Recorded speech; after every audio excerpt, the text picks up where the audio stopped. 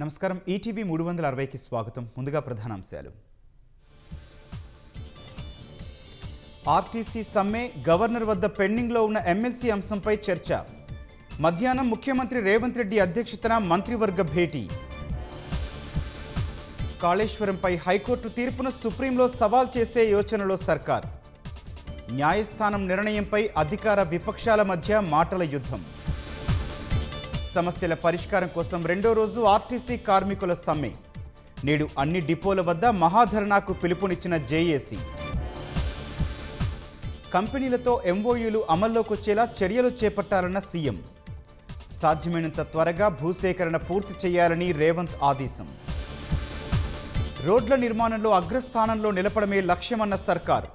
98,000 కోట్లతో అభివృద్ధి చేస్తున్నట్లు భట్టి, కోమటిరెడ్డి వెల్లడి. కొనసాగుతున్న తమిళనాడు, బెంగాల్ ఎన్నికల పోలింగ్. పటిష్ట భద్రతా ఏర్పాట్లు చేసిన ఎన్నికల సంఘం. ఉత్తరప్రదేశ్ మీర్జాపూర్లో 2 కార్లు ఢీకొని 11 మంది మృతి. ప్రమాద తీవ్రతకు వాహనాలకు అంటుకున్న మంటలు. ఇరాన్తో కాల్పుల విరమణకు గడువు లేదన్న అమెరికా.